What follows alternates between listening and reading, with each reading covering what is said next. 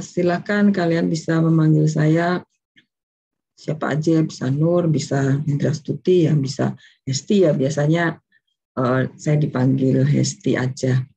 Kemudian ini riwayat pendidikan saya.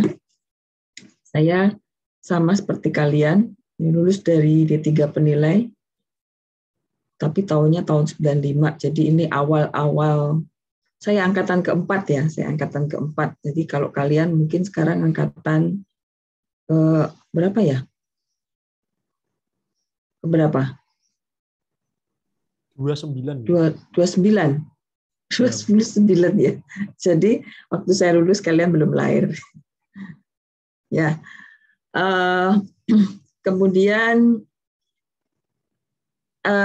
saya melanjutkan sarjana ekonomi di UGM dan lulus tahun 2000. Nah, ini kalian nih nanti ketika lulus dari D3 jangan puas gitu ya. Jangan puas, lanjutkan terus sampai maksimal, sampai kalau perlu sampai doktor gitu ya. Karena di zaman kalian besok saya yakin persaingannya akan tambah berat gitu ya. Kalau dulu di zaman saya itu sarjana itu masih ya lumayan banyak gitu ya, lumayan banyak. Jadi D3 itu masih diperhitungkan banget gitu ya, masih diperhitungkan banget ya ketika masuk ke dunia kerja. Tapi kalau sekarang yang S2 aja banyak banget gitu ya. Kalau kata apa namanya, ini kata Aga orang Nganjuk ini bleter gitu ya, bleter. Yang S2 itu bleter. Ya, apalagi S1 gitu ya. Mungkin semuanya sudah lulus sarjana. Jadi D3 itu masih ibaratnya masih bayi baru lahir gitu ya. Jadi kalian harus meneruskan ya, harus meneruskan. Nanti segera setelah kalian diperbolehkan untuk meneruskan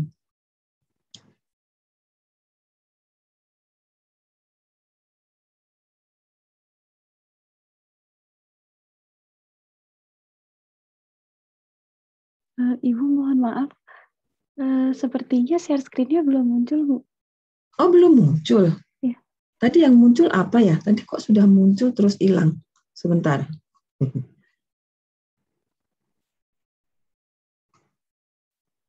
Nah, sekarang sudah? Sudah, Ibu. Terima kasih. Ya. Sorry ya. Tadi tuh kayaknya sudah muncul, tapi saya klik stop share kali ya, keliru klik. Oke ya, jadi tadi ya kalian harus segera meneruskan gitu ya, meneruskan kuliah. Ya, kalau perlu sampai level doktor, kalau perlu selalu di luar negeri gitu ya, karena kalau sekarang itu kalau kalian meneruskan kuliah di luar negeri itu nanti rate untuk rankingnya lebih tinggi gitu ya, lebih tinggi daripada kalau dari lulusan dalam negeri. Ya, saya juga nggak tahu kenapa, tapi memang seperti itu. Nah, kemudian dari sarjana ekonomi saya meneruskan ke ITB ya, di jurusan di Fakultas Teknik Sipil dan Lingkungan, dulu namanya FTSL ya, di jurusan geodesi dan lulus tahun 2006. Dan untuk riwayat jabatan, nah saya pernah tadi kalau ada yang dari Cilegon ya, saya pernah di Cilegon itu pertama di KPPBB ya, Kantor Pelayanan Pajak Bumi dan Bangunan Cilegon dari tahun 2006 sampai 2008. Kemudian berganti nama ya karena lebur antara KPPBB dan KPP ya, dulu ada peleburan KPPBB dan KPP di tahun 2008. Itu sehingga KPPBB Cilegon berubah menjadi KPP Pratama Cilegon dan sekarang juga masih ada ya. Ini saya di situ tahun 2008 sampai 2010. Kemudian setelah itu saya ke Jakarta, ditugaskan di Kanwil DJP Jakarta Selatan tahun 2010 sampai 2013 dan kemudian ditugaskan di Direktorat Peraturan Perpajakan 1 tahun 2013 sampai 2014. Setelah itu kayaknya saya sudah cukup gitu, pindah-pindah sudah kayak kucing lebih dari 7 kali gitu ya, mulai dari saya bekerja tahun 95 Ya, bekerja saya tahun 95 itu pertama ditempatkan di Tegal. Di Tegal, kemudian pindah ke Semarang, kemudian pindah ke Jogja sebentar, kemudian kuliah di Bandung, kemudian ke Cilegon, kemudian ke Jakarta gitu ya. Jadi sudah capek pindah-pindah. Makanya saya akhirnya memutuskan untuk menjadi pengajar saja ya, dan ditempatkan di Pusdiklat Kekayaan Negara dan Perimbangan Keuangan. Itu dulu kampus kantornya ada di STAN, tapi sekarang sudah pindah ke Purnawarman ya, dari 2018 pindah ke Purnawarman. Dan sampai saat ini saya masih di Pusdiklat Kekayaan Negara dan Perimbangan Keuangan. Ini email saya dan nomor WhatsApp saya apabila nanti kalian mungkin ada pertanyaan gitu ya, atau ada sesuatu hal yang perlu dikonfirmasi, silakan kalian bisa menghubungi email atau nomor WhatsApp saya. Baik,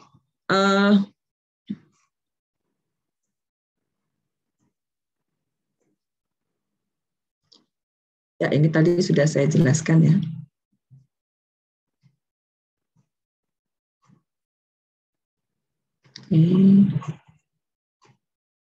Nah, ini untuk sedikit mengenai tugas akhir nanti ya. Tugas akhir ini nanti berupa praktek penilaian dan hasil akhirnya adalah laporan penilaian ya yang sesuai dengan standar.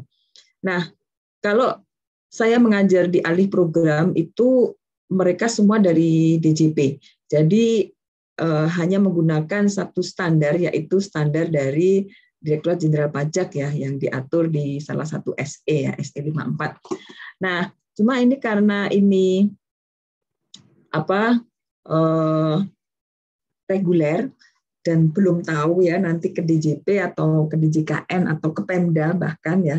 Jadi silakan nanti menggunakan standar yang diatur di unit tersebut. Kalian boleh menggunakan standar di DJP, kalian boleh menggunakan standar di DJKN, atau kalian boleh menggunakan standar menurut standar penilaian Indonesia. Ya, silakan aja. Nanti kalian diskusikan mana yang akan kalian gunakan. Kemudian nanti obyeknya itu adalah berupa shopping center atau office atau perkantoran ya, dan hotel. Nah, ini nanti saya minta tolong ke ketua kelas ya dan PJ untuk segera membentuk kelompok ya untuk tugas akhir ini. Satu kelompok terdiri dari 4 orang, ini karena pas ada 28 orang, berarti ada 7 kelompok. Dan mungkin ya mahasiswa yang berada di lokasi yang sama bisa dijadikan satu kelompok. Ya, supaya nanti kalau objek yang diambil itu adalah objek di kota masing-masing, itu ada gitu ya, ada yang bisa tandem gitu. Ya, itu kalau keuntungan kalau yang punya teman di kota yang sama ya. Tapi kalian juga, karena ini nanti untuk pengambilan pengumpulan data itu diserahkan kepada masing-masing mahasiswa. Jadi silahkan cari objek yang kira-kira memang memudahkan kalian untuk mengumpulkan data gitu ya. Tidak, objeknya silakan aja, tidak hanya yang memang secara fisik bisa kalian kunjungi, bisa juga objeknya yang memang datanya tersedia secara online. Ya, jadi memang kalian harus mencari ya kira-kira objek mana atau rajin-rajin browsing gitu ya, sehingga bisa memperoleh data-data yang diperlukan untuk melakukan penilaian properti komersial yang berupa tadi shopping center, office building atau hotel. Saya harap nanti di kelas ini tiga jenis properti tersebut bisa dilakukan penilaian, sehingga kita bisa belajar dari kelompok yang lain gitu untuk masing-masing jenis properti. Kemudian nanti setelah kelompok ini terbentuk, saya berharap segera berdiskusi ya, anggota kelompoknya berdiskusi dan menentukan kira-kira mana atau apa objek penilaian yang akan kalian nilai, sehingga kalau di sini disebutkan di pertemuan keempat itu sudah bisa menyampaikan. Nanti ketika perkuliahan berjalan ya, mungkin mulai dari pertemuan keempat ini saya akan selalu menanyakan bagaimana progres gitu ya untuk pelaksanaan tugas akhir ini. Ya. Kemudian kalau misalnya kalian memerlukan pengantar ya untuk mengumpulkan data, silakan ajukan ke prodi. Dan presentasi dimulai tadi sudah saya sampaikan ya, dimulai dari kira-kira pertemuan ke-11 ya, dan di akhir semester tiap mahasiswa secara tertutup diminta untuk menilai kontribusi dari masing-masing anggota kelompoknya. Ya, itu untuk tugas akhir. Baik, sekarang kita ke materi. Ini kalau tadi disebutkan ada 3 jenis properti gitu ya yang diharapkan bisa kalian nilai di mata kuliah ini. Nah, kalau kita melihat properti itu terbagi ya, biasanya dibagi menjadi 2 kelompok. Ya, ada yang bisa menyebutkan pengelompokan properti atau klasifikasi properti? Ada yang masih ingat bagaimana pembagiannya? Kalau ini sudah real property. Kalau dari atas sendiri gitu ya, pengelompokan properti. Ada yang masih ingat nggak? Biasanya dibagi menjadi apa dan menjadi apa saja?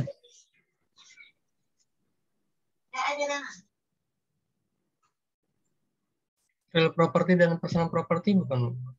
Real property dan personal property ini siapa tadi yang jawab?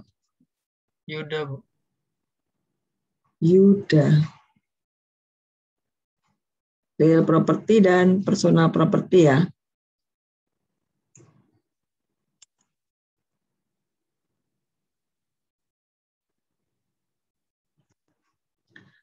Ya. Real property dan personal property, perbedaan di antara keduanya apa tuh?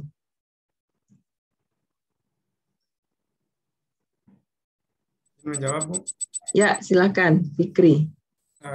Kalau real property itu properti yang dalam bentuk realnya, fisiknya gitu. Kalau personal property, kalau nggak salah itu bentuk dari right-nya, jadi hak-hak yang melekat pada properti tersebut. Ya. Benar nggak yang disampaikan Fikri? Kalau real property itu fisiknya, kalau personal property right-nya, benar nggak?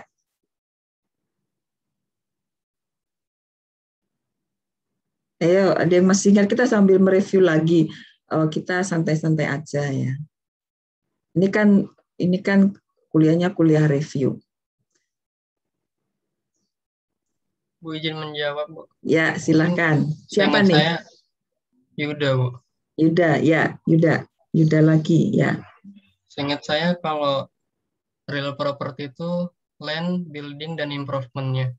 Tapi kalau personal property itu kayak mesin, equipment, plant, dan sejenisnya kayak misalnya AC atau mesin industri dan lain sebagainya. Mungkin itu. Oke, baik. Ya, jadi Fikri dan Yuda ya tadi yang sudah memberikan jawaban ya untuk mereview lagi ya apa yang dimaksud dengan properti.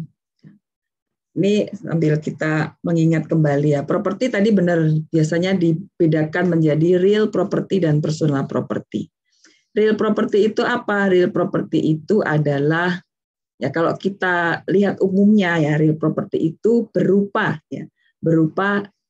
land dan improvement-nya atau tanah dan pengembangannya. Tanah dan pengembangannya. Pengembangan itu berarti bangunan dan other land improvement atau pengembangan bentuk yang lain. Karena di sekitar bangunan itu juga dimungkinkan ada pengembangan yang lain. Ya misalnya saluran air kotor misalnya seperti itu ya. Jalan setapak dan lain-lain itu other land improvement. Kemudian kalau tadi Fikri bilang itu fisiknya dan yang satunya adalah right-nya. Itu bukan real property dan personal property, tapi itu masih masuk real property. Dan satunya real estate. Ya enggak? Ya, jadi real property itu biasanya terbagi menjadi real propertinya tersendiri ya, yang berarti itu adalah haknya atau right-nya. Ya. Karena kalau kita menilai, ya, yang kita nilai itu sebetulnya apa? Sebetulnya hak untuk mengapa-apakan gitu ya, mengapa-apakan properti tersebut. Makanya itu bisa punya nilai. Ya, kalau kita tidak punya hak untuk melakukan sesuatu atas properti tersebut, ya nggak ada nilainya gitu ya. Ngapain kita menentukan nilai atau membayar gitu ya untuk sesuatu yang tidak bisa kita apa-apakan gitu kan ya. Makanya kalau kita membicarakan real property itu nanti akan terbagi haknya, ya, akan terbagi menjadi haknya yang dinyatakan dalam, kalau tanah ya sertifikat kepemilikan gitu ya, sertifikat kepemilikan, dan fisiknya itu biasa disebut sebagai real estate. Nah, fisiknya itu ya berarti tadi fisik tanah dan bangunannya. Karena kita tidak bisa menilai suatu tanah dan bangunan kalau itu hanya berupa fisik tanpa hak yang menyertai fisik tersebut gitu ya. Hak itu hak untuk apa? Ya, itu yang disebut bundle of rights gitu ya. Kalau kita menilai suatu properti itu sebetulnya kita menilai bundle of rights-nya atau buntelan haknya. Ya. Hak untuk menyewakan, hak untuk menjual, hak untuk mewariskan, ya. Bahkan hak untuk tidak mengapa-apakan properti tersebut. Itu hak dari suatu kepemilikan. Itulah yang bernilai, itulah yang kita nilai. Ya, makanya ketika kita melakukan penilaian, itu akan dipengaruhi oleh jenis haknya gitu ya. Ya, apakah yang kita menilai hak sewanya saja gitu ya, atau hak yang berupa hak guna bangunan. Hak guna bangunan juga nanti akan berbeda dengan yang berupa hak milik gitu ya. Mungkin juga berbeda dengan yang berupa hak pakai ya, karena ada hak yang bisa dijadikan tanggungan, bisa ada juga hak yang tidak bisa dijadikan hak tanggungan. Ya itu. Jadi itu real property, fisiknya ya, yang sering disebut sebagai real estate ya, dan haknya yang memang disebut real property ya, yang diwakilkan nanti dalam suatu dokumen misalnya berupa sertifikat atau akte jual beli, atau kalau zaman dulu ada yang namanya kirik gitu ya. Itu real property. Sementara kalau personal property itu adalah properti yang bisa dipindahkan gitu ya. Kalau tadi real property tadi tanah yang semua yang melekat di dalamnya atau di atasnya. Ya.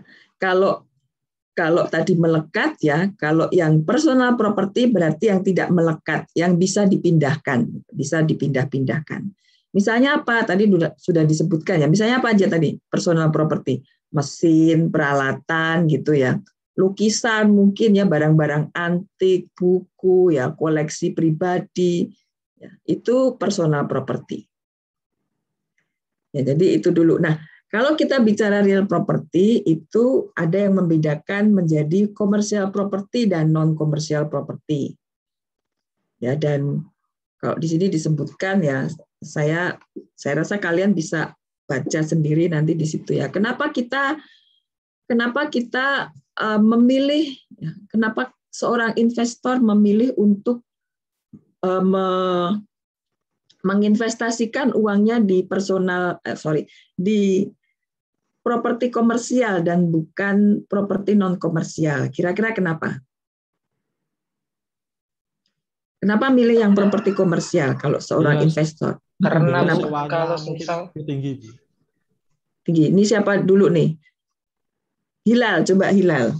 Kalau menurut saya tuh kenapa kebanyakan pilih komersial, karena kalau komersial itu kalau di daerah saya tuh sewanya lebih tinggi daripada kayak lebih tinggi daripada kalau dibuat kos gitu loh Bu.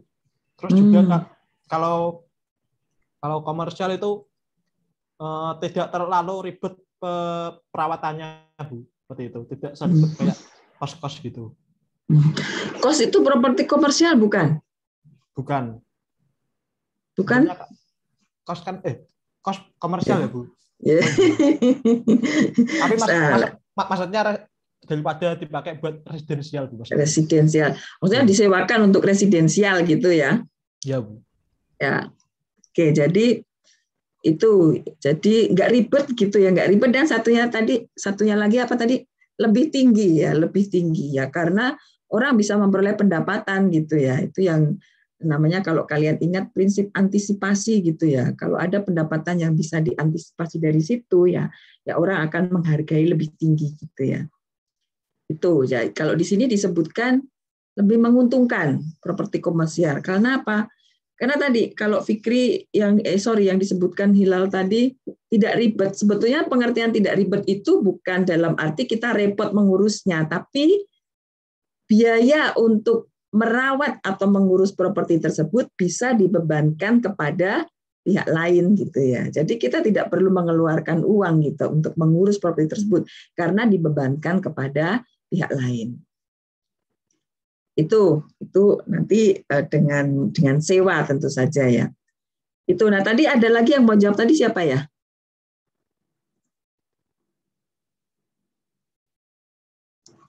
Ya, sepertinya sudah terwakilkan oleh Hilal, Bu. Oh, sudah terwakilkan ya, karena di saya itu nggak bisa kelihatan semua gitu, jadi yang kelihatan cuma Hilal yang nyala kuning gitu ya.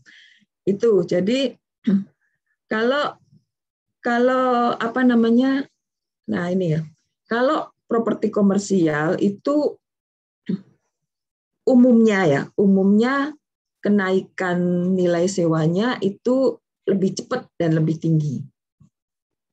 Ya, karena kalau untuk komersial itu apa ya, kalau kita ngomong yang ini aja lah ya, yang secara psikologis gitu ya, orang itu menaikkan nilai sewanya itu tidak sungkan gitu ya, karena si pemilik juga tahu bahwa ini digunakan untuk memperoleh pendapatan lagi gitu. Beda dengan kalau kita menyewakan untuk perumahan atau residensial misalnya, ya ada rasa sungkan gitu ya, ada rasa kasihan gitu ya. Jadi lebih netral ya kalau properti komersial. Kemudian juga selain itu ini pertumbuhan ya. Walaupun kenaikannya ini juga nanti pasti akan tergantung dari lokasi gitu ya, fasilitas dan lain-lain. Ya, itu kemudian, nah apa yang dimaksud dengan properti komersial? Kalau di sini pembukaannya ya, ini properti itu salah satu jenis investasi jangka panjang yang banyak diminati masyarakat selain emas dan tanah. Sebentar ya, saya izin terima telepon dulu.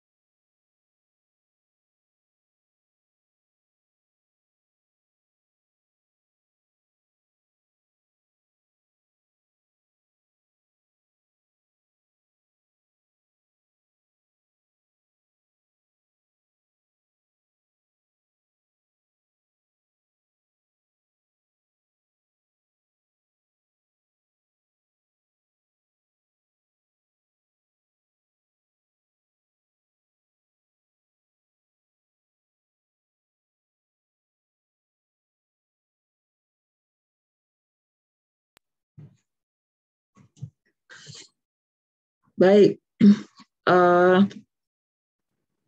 emas dan tanah ya yang lain ya, selain properti komersial.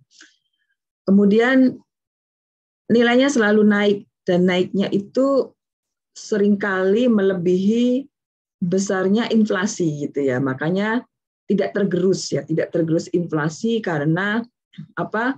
Karena kenaikannya itu melebihi kenaikan inflasi atau melebihi besarnya inflasi. Berbeda dengan misalnya kalau kita invest dalam bentuk tabungan atau deposito misalnya ya. Apalagi tabungan. Kalau tabungan itu bunganya sangat kecil. Ya, mungkin hanya nggak ada 1% gitu per tahun kalau sekarang di Indonesia ya. Sementara kalau deposito itu mungkin sekitar 4-5%. Nah, kalau properti itu bisa kalau di daerah yang sangat berkembang gitu ya, mungkin setahun bisa 10-20% gitu. Ya, makanya investasi ini sangat menarik gitu ya. Tapi tentu saja kalau kondisinya tidak seburuk seperti sekarang, karena kalau kondisi pandemi ini kan memang kondisi yang extraordinary gitu ya, kondisi yang luar biasa yang tidak pernah kita perkirakan sebelumnya gitu, tiba-tiba seperti ini gitu. Bahkan dulu pada saat awal-awal pandemi itu pun kita juga tidak punya bayangan bahwa akan seburuk ini gitu ya, akibatnya ya untuk perekonomian. Jadi kalau ingin mendapatkan keuntungan jangka panjang, ini kita bisa melirik bisnis properti komersial, tapi tentu saja kalau punya uang ya. Kalau punya uang ya, uang yang idle gitu, gede gitu ya, sehingga bisa ditempatkan dalam bisnis properti. Tapi kalau kita nggak punya uang gitu ya, itu ya sudah bisnis yang lain aja ya, yang membutuhkan modal kecil gitu. Karena kalau ada investasi yang memberikan return yang tinggi, pasti resikonya juga tinggi gitu kan ya. Itu. Nah, kemudian apa yang dimaksud dengan properti komersial? Kalau tadi Hilal menyatakan kos-kosan gitu ya, kos-kosan itu properti komersial atau bukan? Nah, kalau di sini disebutkan ya, properti komersial ini adalah jenis properti yang mempunyai kemampuan komersial untuk menghasilkan arus kas dan semua aspek komersialnya. Ya, jadi kalau suatu properti itu mempunyai potensi untuk memberikan penghasilan ya dari properti tersebut ya, jangan salah bahwa penghasilan untuk income producing property atau properti komersial itu dihasilkan oleh pengusahaan properti tersebut, tidak dihasilkan oleh bisnis gitu ya, tidak dihasilkan oleh bisnis yang lain gitu ya. Itu jadi dia punya kemampuan ya, properti tersebut punya kemampuan untuk menghasilkan arus kas. Kemudian pengertian kedua itu properti yang ruang atau space-nya itu dapat menghasilkan pendapatan berupa sewa. Ingat, pendapatannya berupa sewa. Atau diukur dengan pendapatan sewa dan ada di pasaran secara umum. Kemudian salah satu definisi yang lain ini diberikan oleh Kinart, itu yang menyatakan bahwa income producing real estate itu adalah ruang perkotaan yang memiliki harga untuk penggunaannya.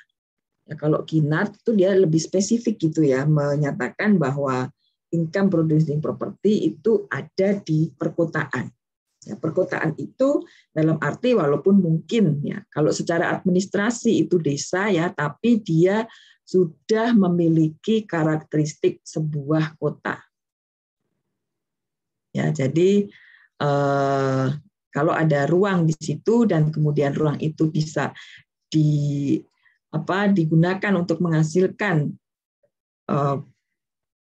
penghasilan berupa sewa gitu ya, maka itu disebut income producing property.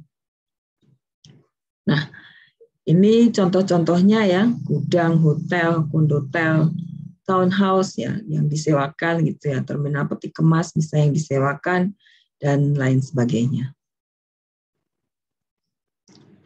Nah, umumnya properti komersial ini terbagi menjadi 4 jenis ya, retail, office, industri, dan lainnya. Ya, kita lihat satu-satu ya. Ini retail ya. Retail tuh ya kalian seringlah mesti masuk ke properti komersial berupa retail nih ya. Kalau di sini disampaikan ada shopping center ya, supermarket, kemudian retail warehouse gitu ya. Dan kalian juga pasti bisa mengamati berbagai jenis retail ya. Ada ITC misalnya ya, ada mall ya, ada pasar ya, ada pasar modern ya, ada apa lagi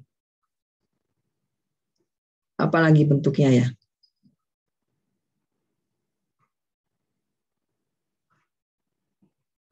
Kira-kira perbedaannya di mana tuh? Kayak misalnya mall dengan ITC, ya, perbedaannya di mana? Beda nggak mall dengan ITC? Beda, Bu. Beda. Bedanya gimana?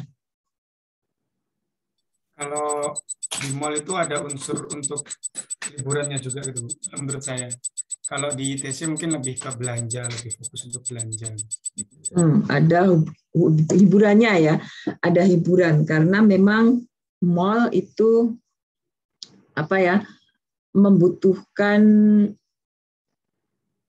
pendapatannya, ya, itu di-generate dari banyaknya orang yang datang ke mall tersebut ya, baik untuk berbelanja maupun untuk aktivitas yang lain, bahkan untuk wisata ya. Kalau mall itu juga untuk wisata gitu ya. Makanya, nah kalau kalian perhatikan terkait dengan fungsi tersebut gitu ya, tidak hanya untuk belanja tapi juga untuk wisata, baik wisata kuliner ya maupun wisata yang lain gitu ya, hanya untuk menghabiskan waktu misalnya seperti itu.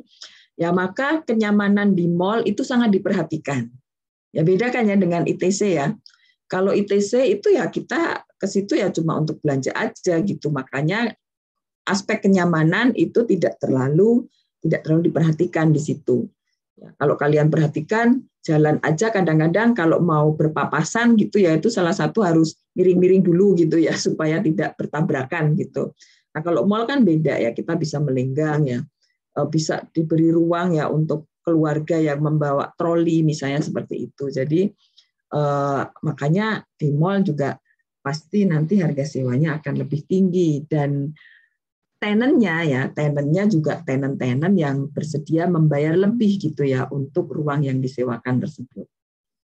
Yaitu untuk misalnya ITC dibandingkan dengan mall. Kemudian ini kalau kita lihat definisinya ya, kumpulan usaha komersial yang direncanakan, dibangun, dimiliki dan dikelola sebagai sebuah unit yang terkait dengan lokasi, ukuran, dan tipe toko ya terhadap area perdagangan yang dilayaninya. Jadi memang kalau kita bicara retail itu market areanya itu sudah jelas. Ya mana yang akan disasar ya, kemudian sampai seberapa jauh gitu ya, seberapa jauh dari retail tersebut ya yang akan disasar itu nanti akan terkait dengan fasilitas ya dan karakteristik dan juga dimensi gitu ya dari retail tersebut. Ya. Kemudian yang penting juga untuk objek retail ini ada on-site parking ya, on-site parking dengan jumlah yang terkait dengan tipe dan luas toko. Maksudnya ketika si pengelola ini membuat atau menentukan seberapa besar fasilitas parkir yang terdapat dalam suatu usaha retail, itu dia akan mempertimbangkan tipe dan luas tokonya. Dan tipe dan luas toko ini pasti nanti akan terkait dengan potensi banyaknya konsumen yang datang ke retail tersebut. Dan ini sudah ada standarnya tersendiri gitu ya, tiap berapa meter area gitu misalnya ya harus diberikan atau disediakan ruang parkir ya, satu ruang parkir, sehingga kalau total luasnya sekian, ruang parkir yang harus disediakan adalah untuk sekian mobil, sekian motor gitu ya, itu sudah ada standar-standarnya tersendiri. Kemudian ini karakteristiknya ya, satuan bangunan arsitektural ya yang menyediakan ruang usaha yang dipilih dan dikelola sebagai suatu unit yang memberi manfaat pada semua tenant. Jadi karena yang memberikan penghasilan ya untuk suatu shopping center ini adalah tenant-tenant yang ada di shopping center tersebut, maka perlu diberikan fasilitas gitu ya. Fasilitas yang memang akan mendukung usaha yang dilakukan atau dijalankan oleh tenant-tenant yang menyewa ruang tersebut. Ya, apalagi kalau di mall gitu ya misalnya ya. Kalau di mall itu karena akan sangat tergantung dari banyaknya orang yang datang ke situ, ya. Kalau orang datang ke mall itu kan tidak hanya untuk belanja, tapi juga untuk wisata. Tadi ya kita sudah sebutkan ya.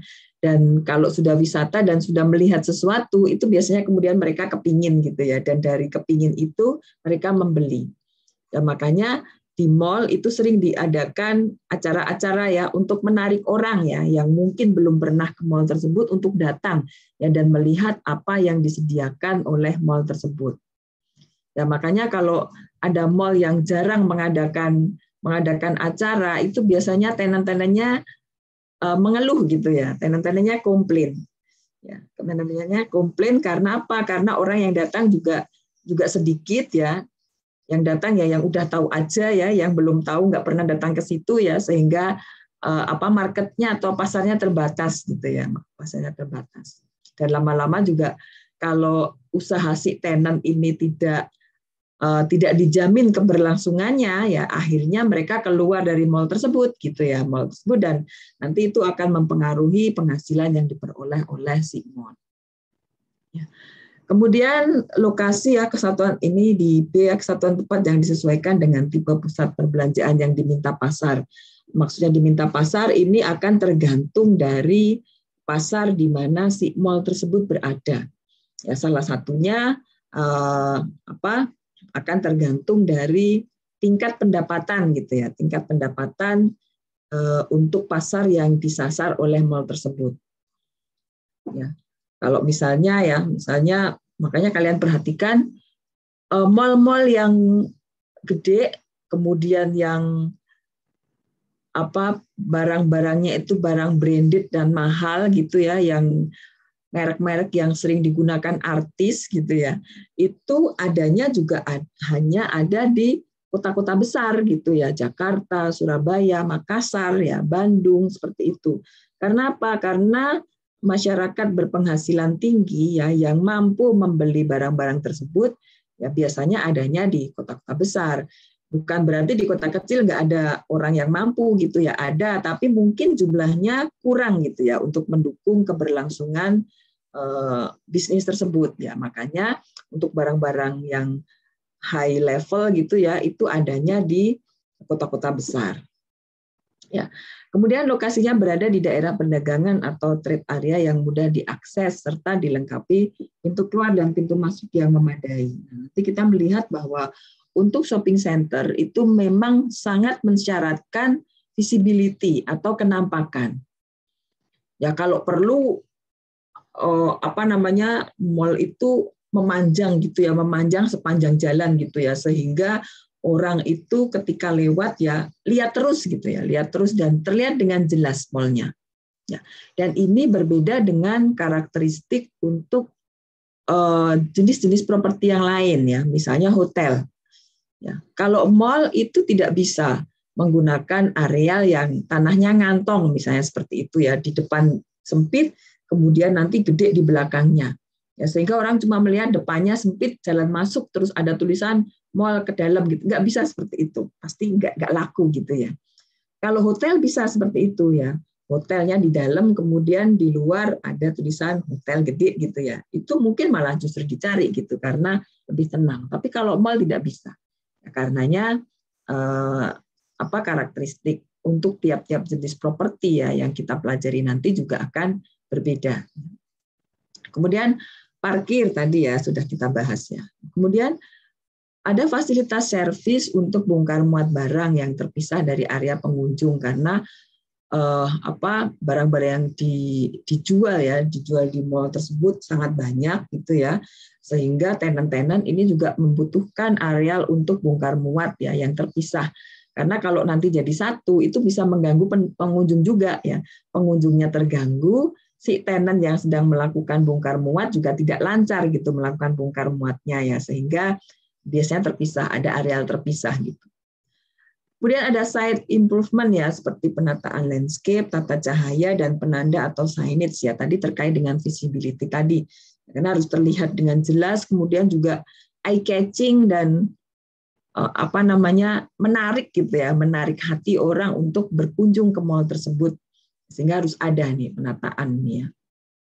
Kemudian ada pengelompokan tenan ya, idealnya tenan-tenan itu dikelompokkan ke dalam mungkin bisa berdasarkan barang-barang yang dijual gitu ya. Sehingga apa? Sehingga ketika pengunjung itu kan kalau ke mall sukanya juga mereka membanding-bandingkan gitu ya, melihat kalau sepatu misalnya ya lihat toko sepatu yang lain gitu ya untuk membandingkan barang-barang yang dijual gitu ya. Sehingga kalau tidak ada pengelompokan ini juga tidak akan mempermudah pengunjung. Kemudian lingkungan sekitar itu sesuai dan nyaman serta menciptakan identitas lokasi. Jadi kadang-kadang identitas lokasi itu diwakili dengan nama ya, nama mall tersebut. Misalnya ada Mall at Alam Sutera, orang-orang dengan mendengar itu sudah tahu bahwa oh mallnya itu ada di Alam Sutera, atau Bintaro Exchange, orang sudah tahu bahwa oh mallnya adanya di Bintaro gitu ya. Jadi itu identitas lokasi. Nah, kemudian ini ada istilah yang nanti kita gunakan juga ketika kita menilai shopping center karena apa konsekuensinya itu juga mungkin berbeda gitu ya untuk tiap jenis area atau luasan ya. Ini ada gross building area. Kalau gross building area itu GBA itu berarti total bangunan luas mall tersebut secara keseluruhan. Jadi total bangunan. Karena di dalamnya itu kan juga ada nantinya juga ada ruang-ruang yang sebetulnya tidak bisa disewakan gitu ya. Tapi kalau GBA itu total semuanya. Kemudian ada GLA atau Gross Leasable Area. Ini total luas lantai yang diperuntukkan bagi tenan dan penggunaan khusus. Misalnya basement, mezzanine, atau upper floor. Ini dihitung dari garis tengah partisi dan dari dinding terluar. Ini yang bisa digunakan oleh tenan untuk menjalankan kegiatannya. Nah, GLA inilah ruang yang disewa tenan dan nanti akan menghasilkan income. Kemudian ada common area. Ini common area ini tidak disewakan kepada tenan, tapi digunakan untuk kepentingan umum atau common use. Misalnya parkir ya, walaupun parkir ini bisa menghasilkan income, tapi dia tidak disewakan kepada tenant. Ya, parkir, kemudian sidewalk, landscape, toilet umum, dan area bongkar muat barang. Itu beberapa istilah dalam shopping center. Ini klasifikasinya, kalian nanti bisa membaca sendiri ya klasifikasi untuk shopping center. Ini ada specialty shopping center misalnya ya, ini ada festival shopping center ya, misalnya Citos gitu ya. Nah ini teman-teman kalian mungkin belum sempat berkunjung ke berbagai mall yang ada di Jakarta, kecuali tadi yang dari Jakarta ya. Kifani ya mungkin sudah keliling gitu ke berbagai mall yang ada di Jakarta, tapi untuk teman-teman yang lain ini karena baru sekali ya, mungkin kalau di Jakarta itu mall itu bisa dikatakan semua jenis mall gitu ya ada di Jakarta. Ya, jadi silakan aja nanti kalau dalam rangka menilai properti komersial ya, atau misalnya dalam rangka memahami lebih lanjut gitu ya karakteristik mall, main ke mall ya. Alasannya kalau ditanya itu memahami karakteristik mall gitu ya sebagai salah satu bagian dari properti komersial. Kemudian nanti silakan kalian bisa melihat sendiri ya untuk berbagai jenis ini. Kemudian ada hypermart juga ya. Nah, mengapa investasi di shopping center ini menarik? Ini ada beberapa hal ya. Misalnya karena adanya keberadaan anchor tenant. Ada yang ingat apa itu anchor tenant? Ada yang ingat? Mungkin kalian pernah mendengar di mata kuliah analisis pasar? Saya izin mencoba, Bu. Ya, silakan. Mungkin itu penyewa dengan ruang utama atau yang paling besar, dan mungkin itu bisa menjadi image dari shopping center tersebut, Bu. Contohnya kayak XX1. Contohnya apa? Kayak XX1, Bu. XX1, oke. Kamu sering ke XX1? Enggak, baru sekali. Baru sekali. Ini kalian kan baru aja 17 tahun ya? Ya, berarti baru aja boleh nonton film, terus bioskopnya ditutup gitu ya. Jadi nggak boleh nonton lagi. Saya nggak tahu nih udah dibuka belum ya bioskopnya ya. Karena udah dibuka belum sih? Udah, Bu. Tapi di sini harus 2 kali vaksin, Bu, syaratnya, Bu. Kalian sudah vaksin semua? Tapi baru sekali, Bu. Oh, baru sekali. Oh, berarti belum boleh ya? Ya, sebagian ada yang udah sih, Bu, 2 kali. Sebagian udah. Oke. Ya, tapi sekarang tidak perlu ke bioskop juga sudah bisa ya nonton macam-macam film ya. Sekarang tuh kalian, ini zaman kalian tuh ya ada enaknya gitu ya, ya ada kurang gregetnya gitu kalau menurut saya. Tapi kalian enjoy aja ya, bisa nonton apa aja di lewat gadget gitu ya. Kalau zaman saya dulu kan nonton film ya harus di bioskop gitu, atau di misbar gitu ya, gerimis bubar gitu. Kalau sekarang kan bisa di TV ya, ada Netflix ya, ada Viu, ada iFlix ya, ada macam-macam lah ya yang bisa kalian, ada YouTube ya, yang bisa kalian manfaatkan gitu untuk hal-hal yang baik. Kalau zaman saya dulu, kalau mau misalnya ya, saya mau definisi mengenai properti komersial. Kalau sekarang kan kalian tinggal, saya nanya nih sekarang misalnya, apa definisi properti komersial? Udah kalian tinggal Google aja sambil Zoom gitu kan, udah ketemu, udah bisa jawab gitu ya. Tapi kalau zaman saya nggak bisa seperti itu. Zaman saya kuliah maksudnya ya. Zaman saya kuliah tuh ya harus ke perpustakaan gitu kan, nyari bukunya, kira-kira buku apa nih yang ada definisi properti komersial gitu. Oh, di buku ini ternyata nggak ada, kita cari buku yang lain, harus seperti itu. Ya, saya mulai menggunakan komputer ketika kuliah itu sudah di semester 3 kalau saya nggak salah ya. Semester 3, berarti tahun 93. 93 ya, 93. 93 94 lah ya. Itu dulu masih pakai disket. Kalian pernah lihat disket nggak? Pernah, Bu. Pernah. Yang ukuran berapa?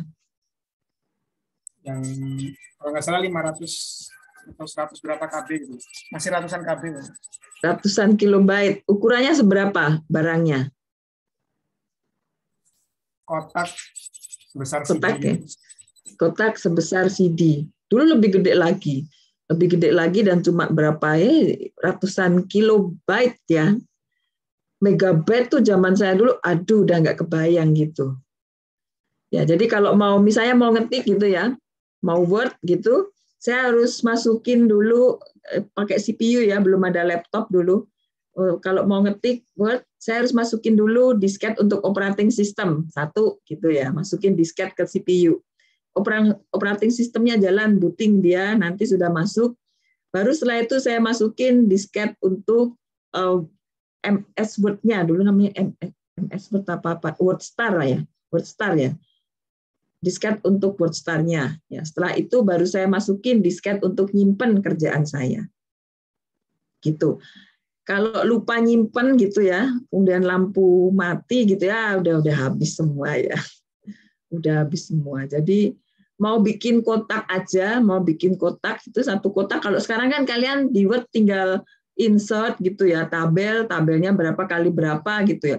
Kalau dulu bikin kotak itu ya satu-satu gitu, satu-satu garis dulu, satu garis itu pakai alt, misalnya alternate 216 ya, itu satu garis. Kemudian nanti garis yang horizontal alternate berapa lagi, lama banget buat satu tabel aja.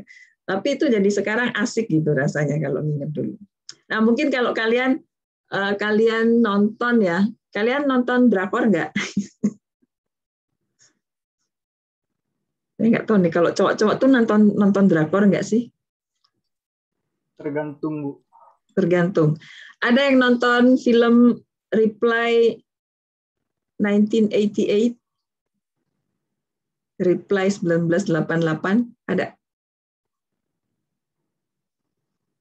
Nonton, Bu, tapi nggak sampai habis. Nonton? Nggak sampai habis. Kenapa nggak sampai habis? Belum ada waktu lagi, Bu. Tapi episode satunya bagus banget.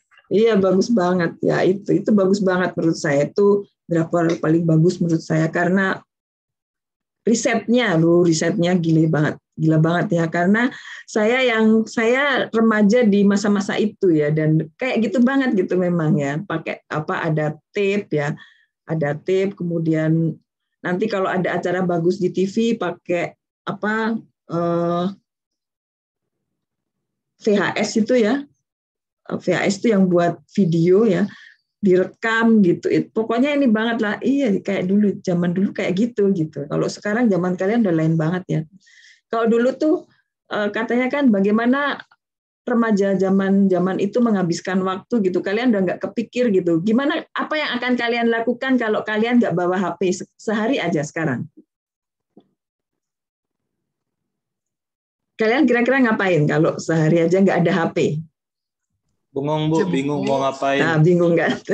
Bingung ya mau ngapain ya kalau sekarang ya. Baca buku juga kayaknya udah, baca buku bisa dari HP juga gitu ya, jangan-jangan ya. Bengong mau ngapain. Tapi kalau dulu tuh banyak hal gitu yang bisa dilakukan bareng-bareng gitu. Nonton TV gitu ya. Hanya ngobrol gitu, tapi itu asik banget. Nah, malah jadi ini ya, jadi gara-gara entertainment tadi ya. Entertainment ya, jadi dia yang menyewa bagian terbesar ya dari shopping center, bagian proporsinya terbesar, dan biasanya entertainment ini kalau di sini disebutkan membawa kestabilan terhadap shopping center karena apa? Karena biasanya dia sewanya itu jangka menengah atau jangka panjang. Sehingga si shopping center lebih terjamin kelangsungan hidupnya gitu ya kalau ada entertainment ini. Dia tidak hanya menyewa bulanan atau satu tahun gitu ya, tapi 5 tahun ya, 10 tahun, bahkan ada entertainment yang menyewa sampai 20 tahun.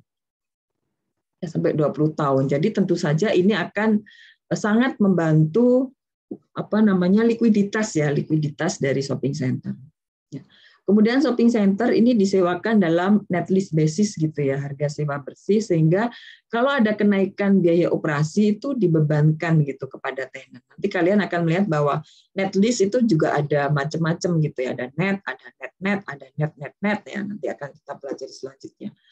Kemudian ada peluang untuk merenovasi atau memperbarui ruang yang disewakan sehingga dapat memperbaiki image ya dan menaikkan nilainya tadi. Kadang-kadang ada entertainment itu yang dia punya punya karakteristik image tersendiri gitu ya. Kalau XX1 pasti seperti itu gitu ya. Kita lihat dari jauh pun kita sudah tahu X1 misalnya ya. Atau kalau bank-bank tertentu itu mereka juga punya penampakan tertentu gitu ya yang bisa memberikan image gitu. Dan kalau di mall atau shopping center itu biasanya partisi-partisinya itu mudah untuk dibongkar pasang. Ya makanya begitu ada tenant baru lagi ya, merenovasi atau memperbarui itu lebih mudah dilakukan. Ya, itu untuk mengapa investasi, tapi tentu saja tadi ya investasinya harus sangat besar gitu ya untuk bisa membuat sebuah shopping center. Nah, tapi ada resikonya juga ya, karena return yang gede pasti konsekuensinya risiko juga yang gede ya. Nih, ya, risikonya diantaranya membangun shopping center ini seringkali dibiayai utang dengan jaminan, dan kalau kita membicarakan utang berarti ada biaya modal gitu yang harus dikeluarkan untuk utang tersebut. Kalau utang, biaya modalnya berupa apa?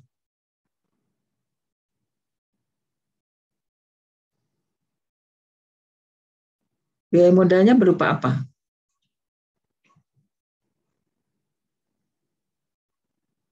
Mungkin bunga, Bu. Bunga. Ya, bunga ya. Jadi kalau ketika kita utang, itu kita tidak hanya mengembalikan pokoknya saja, tapi juga ada biaya modal yang berupa bunga gitu ya yang harus kita bayarkan, dan itu bisa menjadi beban gitu untuk si si investor ya, atau si pemilik shopping center ini. Ya, kemudian kalau ada persaingan pendapatan operasi shopping center ini bisa jadi tidak cukup untuk membayar obligasi utang. Ya, jangan-jangan untuk bayar utang aja, untuk bayar bunga utang aja nggak cukup gitu kalau ada persaingan ketat. Nah, ini tidak terlepas dari salah satu prinsip penilaian yang berlaku gitu ya. Prinsip apa nih? Ada yang masih ingat prinsip penilaian nggak?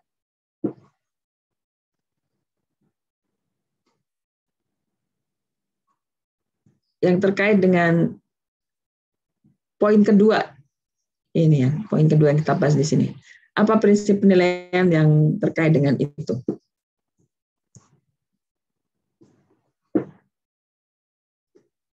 Present value, Bu.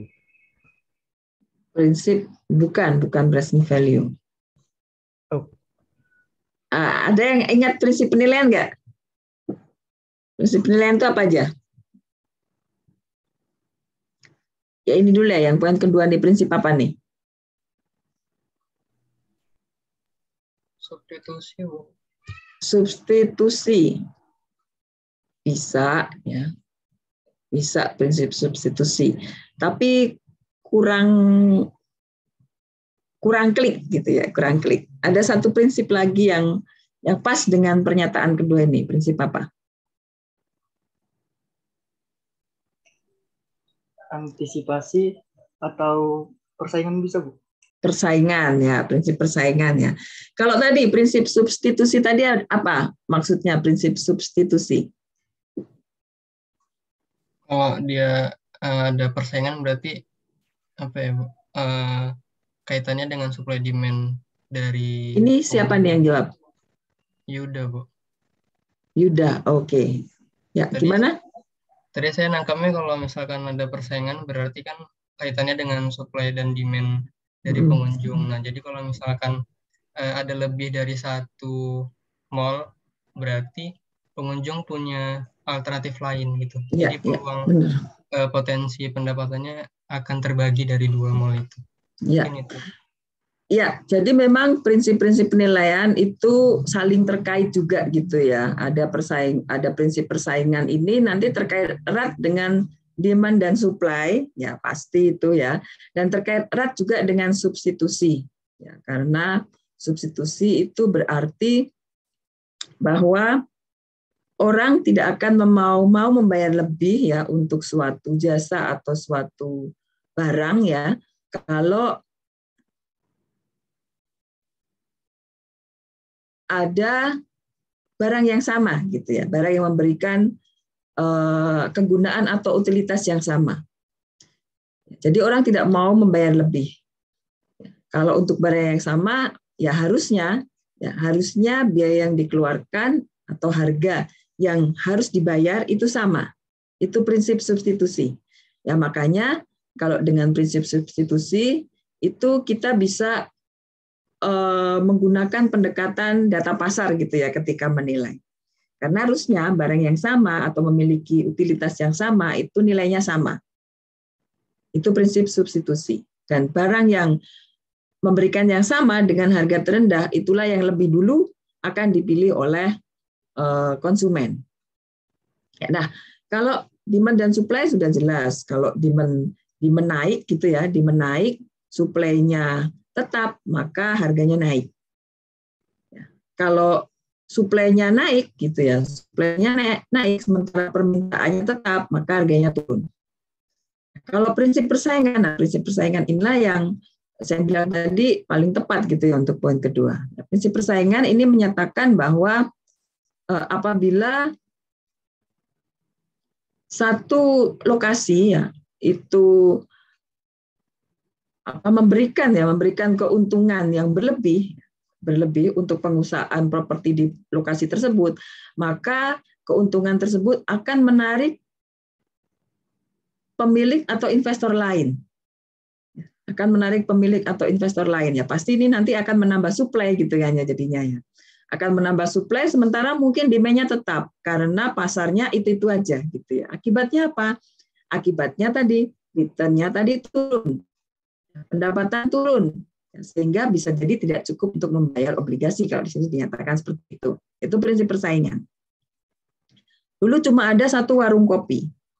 Dulu kafe apa namanya? Kafe itu nggak begitu banyak gitu ya. Kalau kalian lihat di terutama di daerah-daerah pinggiran ya, perumahan-perumahan pinggiran. Tapi begitu kafe itu menjadi satu tren gitu ya. Kemudian dilihat, oh kok jadi banyak ya orang yang suka ke kafe ya. Muncul kafe-kafe yang lain gitu ya. Itu tren yang saya amati di lingkungan saya gitu ya. Ya akhirnya padahal pasarnya ya itu aja kan, orang yang ke kafe di situ ya yang lewat situ, yang lewat ya itu aja gitu ya. Akhirnya yang dulunya bisa dapat 1 juta ya sehari dibagi ya.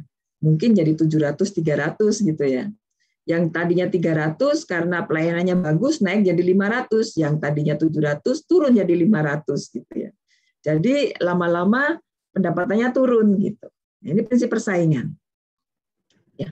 Karena tadi ya, sementara proyek itu bisa saja dibiayai oleh utang, dan ketika kita utang kita harus membayar bunga. Sedangkan pendapatan yang kita peroleh karena utang itu biasanya jangka panjang, itu tidak cukup gitu untuk membayar bunga utang tadi gitu ya, dan itu bisa menjadi risiko ya, karena kalau kita tidak bisa membayar utang plus bunganya ya itu bisa memberikan konsekuensi ke penyitaan gitu ya dari aset yang kita miliki.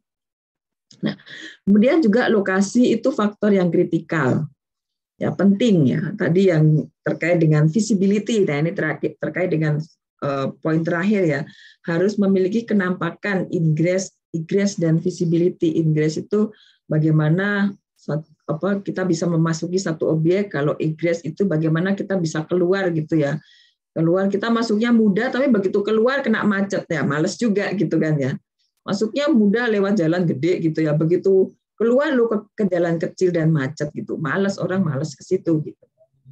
Dan visibility ya atau kenampakan itu juga harus sangat bagus kalau untuk shopping center, karena pendapatan shopping center itu di-generate dari tenant. Tenant pendapatannya di-generate dari konsumen yang membeli ya barang-barang yang dijual oleh tenant tersebut.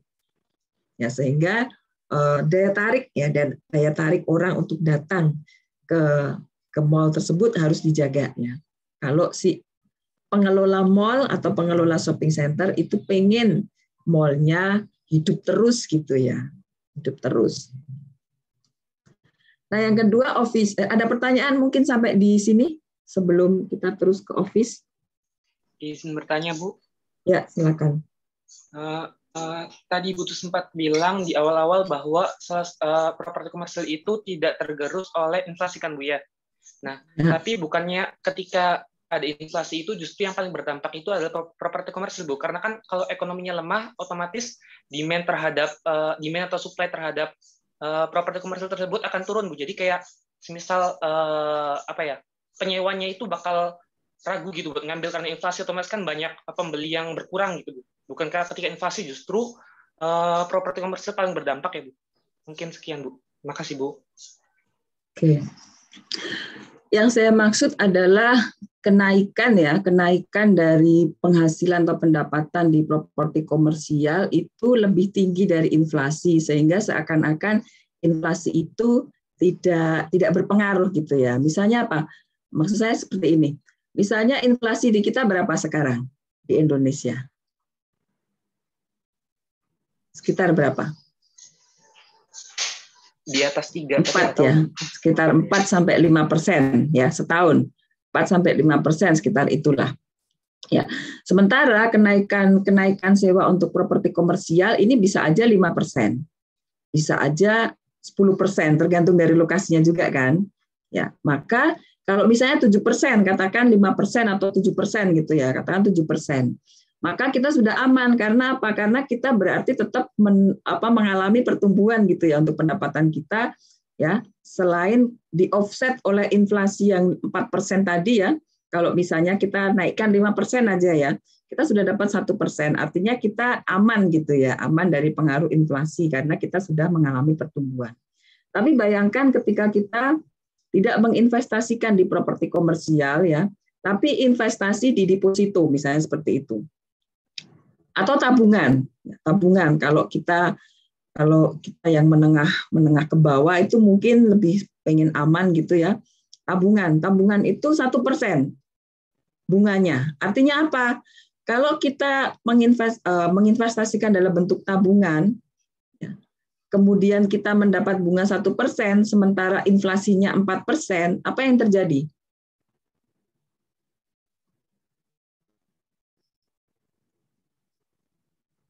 Apa yang terjadi?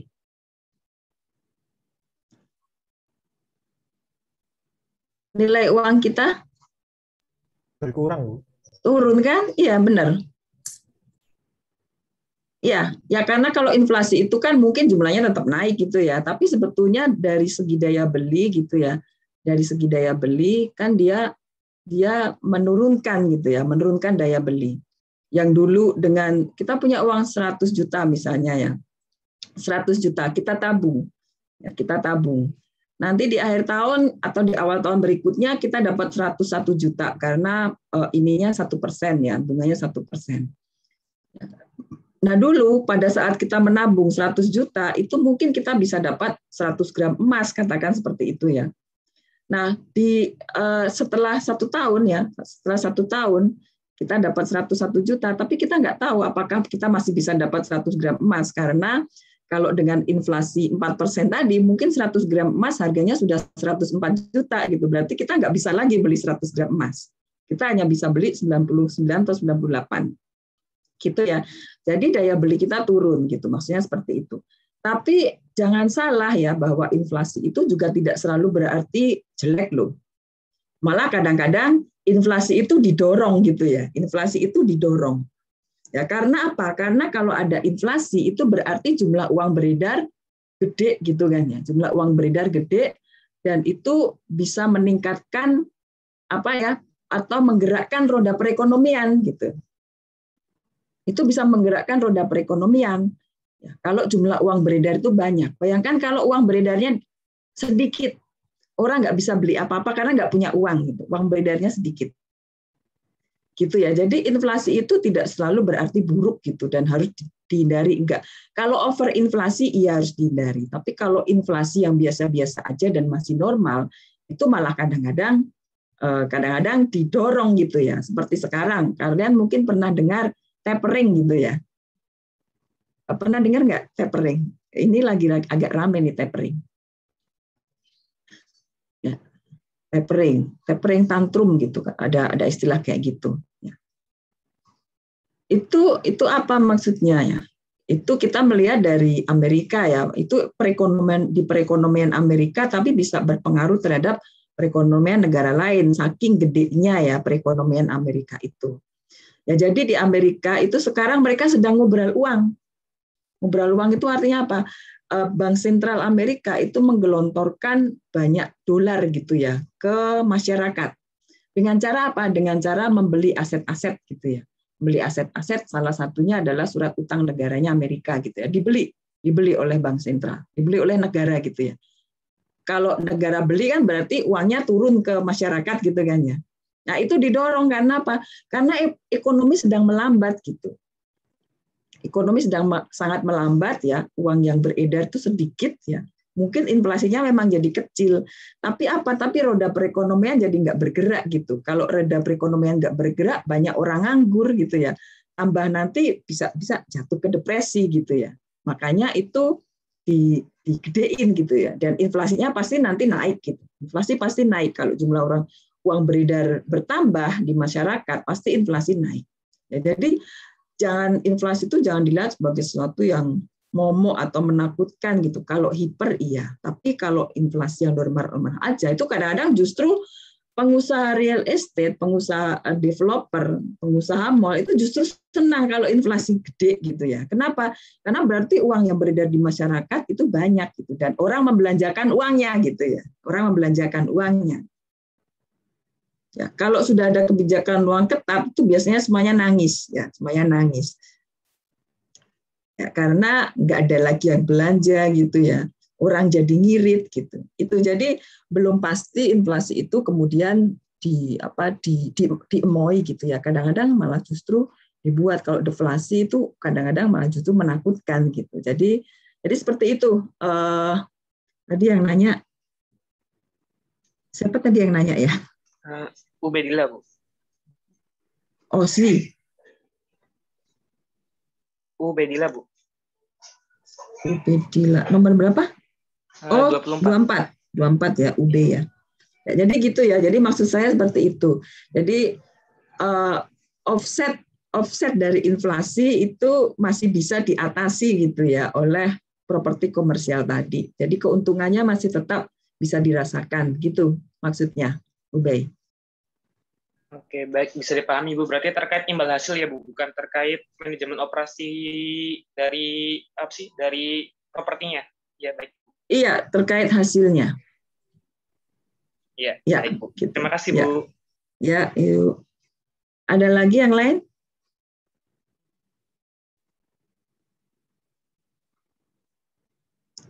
Oke. Nah, ini kantor ya. Kalau kantor itu kita sudah bisa bayangin lah ya. Kemudian pengertian kantor ini memang kita ambil dari bahasa Belanda. Saya nggak tahu juga ini bacanya seperti apa, kantor gitu, apa gimana di bahasa Belanda, saya nggak bisa ya. Ini di sini disebutkan bahwa kantor itu adalah tempat untuk perniagaan atau perusahaan yang dijalankan secara rutin dan kadang juga hanya berupa satu kamar gitu ya, atau bisa juga bangunan yang bertingkat tinggi. Ini tipe bangunannya ada yang high rise gitu ya, ada middle rise, ada yang low rise dan garden office atau office park. Nah ini kalau kayak garden office atau office park ini biasanya adanya di daerah pinggiran gitu ya, karena menggunakan lanskap yang ekstensif, maksudnya menggunakan luasan lahan yang lebih besar karena dia tidak menggunakan atau membangun bangunan secara vertikal. Vertikalnya tidak tinggi gitu ya, jadi hanya mungkin 1-5 lantai. Ya, itu dari tipe bangunan. Tapi ada juga pembagian jenis-jenis kantor ya. Menurut ini ada dari Manase dan Kan Life ya, ada commercial office ya. Ini yang benar-benar digunakan untuk perkantoran ya, yang berdiri sendiri gitu ya. Atau yang industrial office ini yang terhubung secara fisik dengan pabriknya. Ya, ada yang professional office, ini kalau kantor-kantor yang kecil gitu ya, kantor-kantor kecil dan mungkin tidak jangka panjang ya, mungkin kayak misalnya kantor notaris gitu ya, kantor notaris, kemudian praktek dokter gitu ya, atau apalagi KJPP mungkin ya, kantor jasa pelayanan publik gitu ya. Kemudian ada yang digunakan untuk pemerintahan. Kalau kelas kantor ini bisa terbagi menjadi kelas premium, kelas A, B, C, ada juga yang membagi sampai C dan D gitu ya. Kemudian kalau berdasarkan kepemilikan itu bisa berupa kantor sewa, atau sekarang juga sudah ada ya kantor yang strata title, jadi bisa dibeli gitu ya, bisa diberikan hak kepemilikan ya atas ruang perkantoran tersebut. Ini kalau pengembangannya ya, office tower itu satu bangunan, kemudian lahan relatif kecil ya. Kalau tadi office park tadi lahannya gede karena dia ke atasnya kecil gitu ya. Maksudnya tingkatnya ya, tingkat bangunannya itu rendah. Jadi dia lebih ekstensif ya untuk penggunaan lahannya. Kemudian ada low rise, medium rise, dan high rise. Ini mungkin sedikit berbeda dengan yang tadi ya, walaupun kalau pengertian low rise, medium rise, high rise ini memang macam-macam ya. Kalau kita menggunakan buku yang berbeda mungkin berbeda lagi ya. Kira-kira kalau high rise ya yang tingkat tinggi gitulah ya, 15 lantai ke atas.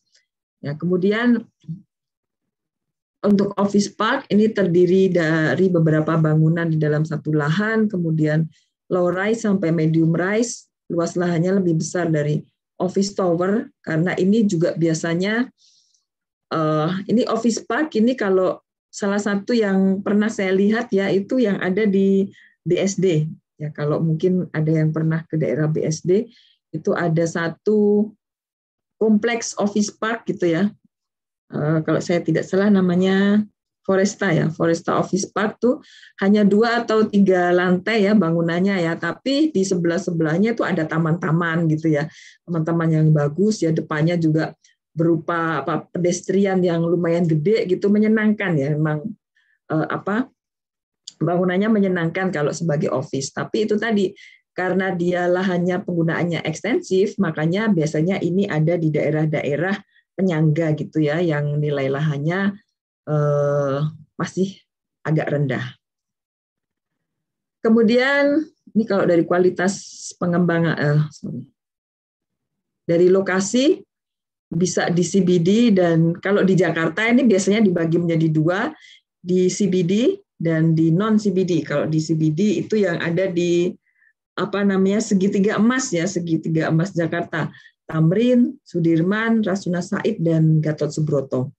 Kalau di non CBD itu berarti di daerah sekitar itu. Tapi ada satu daerah non CBD ya yang sekarang nampaknya berkembang juga gitu menjadi daerah perkantoran, yaitu di daerah TB Simatupang. Itu untuk lokasi. Ya, kemudian ini dari kualitas pengembangan bisa kita lihat dari usia bangunan, luas per lantai, kemudian desain dan layout bangunannya seperti apa ya. Koridornya seberapa gede, misalnya seperti itu, bentuknya seperti apa, fasilitas umum di setiap lantai ya, kemudian luas untuk tiap lantai bangunan, luas untuk tiap lantai itu juga akan berpengaruh terhadap klasifikasi bangunan ya. Kemudian lokasi dan aksesibilitas ke gedung perkantoran tersebut, termasuk jalan masuk dan jalan keluar. Kemudian juga kualitas bahan bangunan dan fasilitas mekanikal dan elektrikalnya ya, misalnya ada tidak jaringan telepon yang landed gitu ya, listriknya berapa gede gitu ya, dan fasilitas liftnya seperti apa ya, karena kadang-kadang kalau perkantoran-perkantoran yang grade-nya agak rendah, yang grade-nya rendah gitu ya, liftnya mungkin hanya untuk maksimal 6 orang misalnya seperti itu, sehingga kalau bangunannya lumayan tinggi itu bisa kita nunggu lift aja bisa 10 menit lebih gitu ya, jangan-jangannya. Tuh, kemudian rasio parkir ya dan fasilitas penunjang yang lain ya yang disediakan dalam gedung atau kawasan. Ini kalau kita lihat kantor-kantor yang grade-nya tinggi gitu ya, kelas A atau premium, itu biasanya ada bagian-bagian atau ruang-ruang yang disewakan untuk restoran-restoran ternama gitu ya. Itu. Kemudian itu untuk kantor. Ya, kemudian selanjutnya industri. Nah, kalau industri ini terbagi menjadi 2 ya, pabrik atau gudang. Kalau pabrik itu adalah area yang digunakan untuk pengolahan atau pemrosesan barang. Jadi nanti menghasilkan satu barang tertentu. Sementara untuk gudang itu untuk penyimpanannya saja. Ini pengertiannya ya, pabrik ini bangunan industri besar di mana para pekerja mengolah benda atau mengawasi pemrosesan mesin. Jadi kadang-kadang ada mesin-mesin gitu ya yang melekat ke dalam bangunan pabrik tersebut. Ya, itu makanya ketika kita menilai pabrik itu keahlian yang dibutuhkan tidak hanya menilai properti bangunannya saja, tapi juga menilai mesinnya. Ya, karena seringkali mesin itu dibuat tailored gitu ya, jadi sesuai dengan kebutuhan pabrik tersebut. Ya, kemudian kebanyakan pabrik modern memiliki gudang atau fasilitas serupa yang besar ya, yang berisi peralatan berat yang digunakan untuk lini perakitan, dan pabrik itu mengumpulkan dan mengkonsentrasikan sumber daya baik pekerja, modal maupun mesin industri. Ini makanya ketika kita belajar teori lokasi misalnya ya, itu kita akan memilih ya, manakah lokasi yang memberikan atau biayanya terendah gitu ya untuk pabrik tersebut. Ya, apakah yang dekat dengan bahan baku atau dekat dengan pasar ya, di mana si barang yang dihasilkan nanti akan dijual. Ya.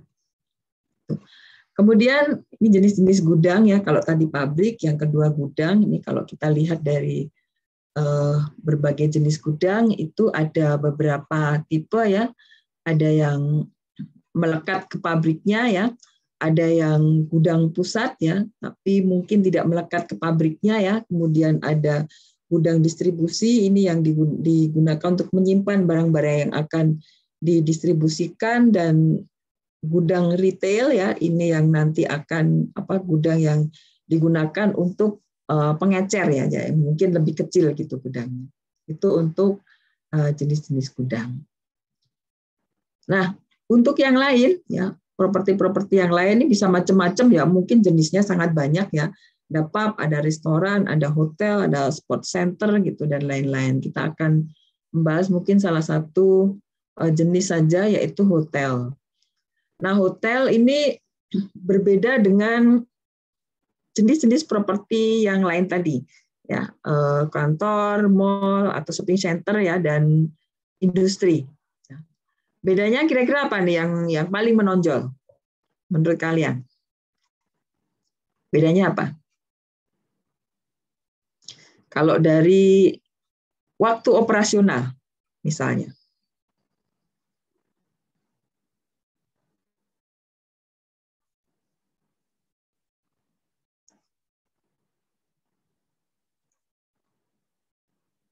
Apa bedanya?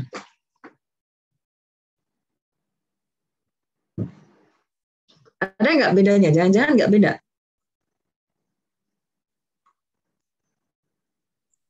Izin jawab, Bu. Ya. Mungkin untuk pusat perbelanjaan atau shopping center itu ada jam operasional terbatas ya, Bu. Ya, misalnya jam 10 ke atas itu biasanya toko udah pada tutup. Ya. Untuk semua tenan udah pada tutup. Tapi kalau hotel berbeda, dia 24 jam karena tamu yang akan datang itu bisa datang dari waktu kapan aja. Jadi operasionalnya 24 jam. Ya, benar ya. Jadi itu ya 24 jam ya kalau hotel ya, kan kita hotel itu nggak bisa menolak, tamu harus datang jam sekian sampai jam sekian gitu ya, tidak bisa. Jadi dia buka selama 24 jam. Sementara kalau shopping center ya, industri ya, kemudian kantor gitu ya, ada jam operasinya. Ada jam operasi, walaupun ada juga pabrik yang 24 jam, tapi mungkin di hari tertentu dia tutup gitu ya, dia tutup. Ya, tapi kalau hotel nih terus-menerus. Ya. Nah, ada kalau di SK Menparpostel nih ya, ini disebutkan bahwa hotel itu jenis akomodasi yang mempergunakan sebagian atau seluruh bangunan untuk menyediakan jasa pelayanan penginapan, makan dan minum, serta jasa lainnya bagi umum. Dikelola secara komersial serta memenuhi persyaratan yang ditetapkan dalam keputusan pemerintah. Ya, jadi ada ada ketentuan-ketentuan gitu ya yang juga harus diikuti oleh hotel, apalagi sekarang nih di masa-masa pandemi seperti ini gitu ya. Ada ketentuan-ketentuan tambahan ya. Jadi kalau di masa pandemi ini tamu hotel itu turun. Tamu hotel turun karena pergerakan manusia kan sangat dibatasi ya. Sangat dibatasi. Sementara biaya operasionalnya mungkin naik. Ya, biaya operasional yang dikeluarkan hotel mungkin naik. Karena apa? Karena ada ini tadi persyaratan-persyaratan yang ditentukan oleh pemerintah gitu ya. Misalnya apa? Misalnya penambahan fasilitas-fasilitas untuk menjaga protokol kesehatan tetap dilaksanakan gitu kan ya. Ya, ada pengukur suhu misalnya ya. Ada hand sanitizer ya. Kalau kita lihat di hotel juga mungkin harus disediakan ruang-ruang tertentu untuk check-in gitu kan. Jadi ketika pendapatan turun itu ternyata biaya operasionalnya malah naik gitu ya, sehingga ini juga jadi tantangan tersendiri gitu untuk hotel. Nah, ini karakteristik ya, industri hotel itu padat modal dan padat karya. Jadi modalnya gede untuk bisa membuat hotel ya, karena kita lihat selain bangunan ya juga dia membutuhkan image gitu ya, membutuhkan image untuk menarik orang gitu ya. mau menginap di hotel tersebut. Kemudian juga kalau kita lihat personal property ya, personal property walaupun itu bukan bagian dari real property hotel tersebut, tapi dia akan sangat berpengaruh gitu kepada pengusahaan hotel. Karenanya ini padat modal, padat karya. Orang sekarang masih masih sangat dibutuhkan dalam industri hotel. Ya, tidak bisa kan ada yang membersihkan hotel gitu ya, ada untuk resepsionis dan lain-lain. Itu masih membutuhkan, beda dengan tol misalnya ya, sudah bisa pakai mesin kan. Sekarang kalau kita check in ke hotel itu masih harus dilayani. Ya, kemudian dipengaruhi oleh keadaan atau perubahan yang terjadi pada sektor ekonomi, politik, keamanan, sosial, budaya. Nah, sekarang tambah kesehatan gitu ya, tambah kesehatan. Itu pasti ya. Kemudian industri hotel menghasilkan dan memasarkan produk bersamaan dengan tempat di mana hotel itu diproduksi atau dihasilkan. Beroperasi 24 jam, nggak ada libur gitu ya. Kemudian ada ini ya, guest is the king ini. Jadi untuk bisa bekerja di bidang hotel itu ada karakteristik tertentu gitu ya yang dibutuhkan. Misalnya orangnya smiling face gitu kan ya, harus terlihat tersenyum terus. Kalau judes nanti tamunya lari semua gitu ya. Coba kalian lihat aja kalau di Traveloka misalnya atau di booking.com ya, website penyedia jasa hotel gitu ya. Itu kalau di komentarnya kadang-kadang ada yang menyatakan seperti itu gitu ya. Oh, stafnya sangat ramah misalnya seperti itu ya. Itu pasti berpengaruh. Stafnya sangat ramah, sangat membantu gitu ya. Begitu ada staf yang judes gitu, nanti bintangnya cuma kasih 1 gitu ya. Ya karena itu memang sangat berpengaruh gitu terhadap pengusahaan hotel. Ini courtesy ya, kalau di sini disebut nomor 6 nih, courtesy. Ya, kemudian ini fungsi hotel, silahkan nanti bisa kalian baca ya, ini pengelompokannya, ini ada banyak pengelompokan ya, dari standarnya, kemudian dari sistem pengelolaannya ya, kemudian dari ukuran hotelnya juga ada ya, kemudian dari penentuan tarifnya ya, itu juga bisa dibedakan ya, ke beberapa macam ya. Dan kalau di Indonesia itu ini dari lokasi juga bisa ya. Kalau di Indonesia malah kita menggunakan yang hotel bintang kelas 1, bintang 1, 2, 3 dan seterusnya sampai dengan ada yang disebut kelas 5 berlian. Itu kalau untuk pengelompokan hotel. Nanti silakan kalian bisa baca sendiri. Ya, ini sistem operasi ya, bisa dikelola sendiri atau bisa dengan joint venture nih, patungan dengan hotel yang sudah ada dan memiliki nama ya.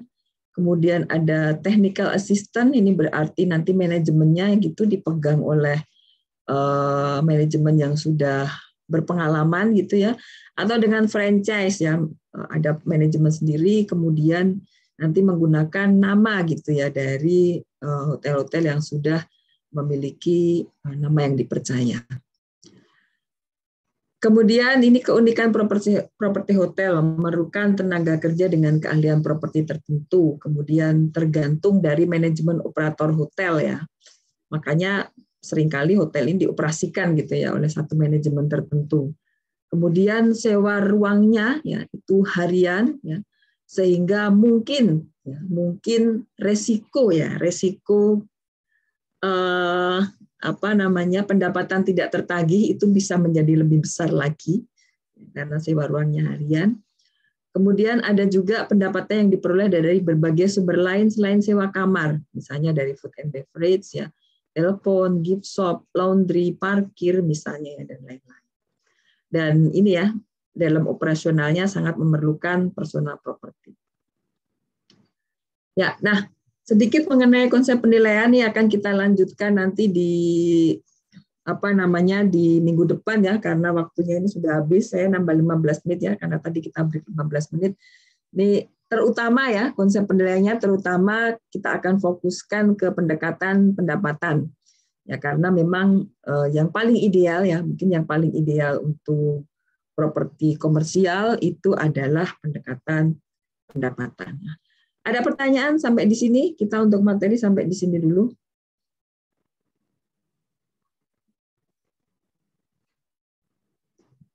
ada pertanyaan. Nah, untuk sesi 1 ini ada satu tugas yang sudah saya upload di Google Classroom. Ya, di situ saya menugaskan kalian untuk, karena ini sudah digariskan di RPS juga. Jadi ada satu video motivasi gitu ya dari tim Urban yang mengulas tentang suatu hal yang rasanya sangat dekat begitu ya dengan kita. Dan saya yakin nih mungkin semuanya mengalami, termasuk saya juga. Dan itu kadang tidak kita sadari itu menghambat kinerja kita gitu ya. Nah, video itu sudah saya berikan linknya di Google Classroom. Silahkan nanti kalian lihat, ya kalian saksikan video tersebut, kemudian kalian jawab beberapa hal yang ditanyakan ya dalam penugasan tersebut. Untuk penugasan yang pertama ini karena belum dibentuk kelompok, akan diselesaikan secara individu, secara mandiri. Jadi silakan nanti kalian submit sendiri-sendiri ya untuk penyelesaian tugasnya. Paling lambat kalau saya tidak salah hari Selasa minggu depan. Ya. Baik, ada pertanyaan sampai di sini sebelum saya tutup?